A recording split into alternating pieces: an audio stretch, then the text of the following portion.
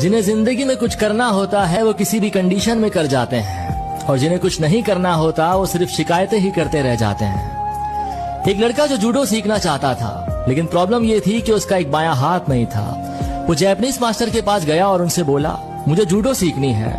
एक हाथ नहीं था, लेकिन फिर भी उस मास्टर ने उसको रख लिया और बहुत ही अच्छे से उसे ट्रेनिंग दी। कुछ ही दिन बाद उसे रियलाइज हुआ कि वो हर दिन सिर्फ एक ही मूव सीख रहा है। तो उसने मास्टर से पूछा कि मैं बाकी के मूव्स कब सीखूंगा।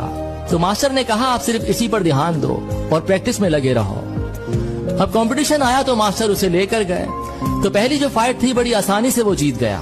उसके बाद दूसरी फाइट हुई तो उसको भी बड़ी आसानी से वो जीत गया। तीसरी फाइट हुई तो थोड़ा सा टफ था, जो सामने वाला ओपोनेंट था, लेकिन फिर भी वो उस फाइट को जीत गया। उसके बाद जब वो फाइनल में पहुंचा तो फाइनल में जो ओपोनेंट था बहुत ही मंजा हुआ खिलाड़ी था। जैसे ही फाइट स्टार्ट हुई तो इजीली उसे हरा रहा था। जो रेफरी था उसने कहा, ये फाइट यहीं खत्म कर देनी चाहिए, क्योंकि आगे खेल नहीं पाएगा, जीत नहीं पाएगा। जो कोच था उसने कहा, थोड़ा वेट करो और देखो कि क्या होता है।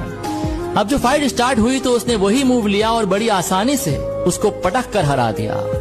बहुत खुश हुआ टूर्नामेंट जीतकर, लेकिन कहीं ना कहीं कंफ्यूज भी था कि मैंने एक ही मूव में इतने बड़े खिलाड़ी को कैसे हरा दिया। वो मास्टर के पास गया और उनसे पूछा कि मैंने ऐसा कैसे कर दिया। तो मास्टर ने कहा, पहली बात तो ये कि आपने जो मूव सीखा था वो बहुत ही रेयर है। दूसरी बात ये कि वो जो मूव है उसका एक ही तोड़ है। वो बायां हाथ पकड़कर उसे रोक सकता था, लेकिन आपका बायां हाथ नहीं था, तो इसीलिए वो नहीं रोक पाया और हार गया। तो ये कहानी हमें बताती है कि जो हमारी कमियां हैं उन्हें हमें अपनी स्ट्रेंथ बनाना है, और जो हमें नाकाम देखना चाहते हैं उन्हें कुछ करके दिखाना है।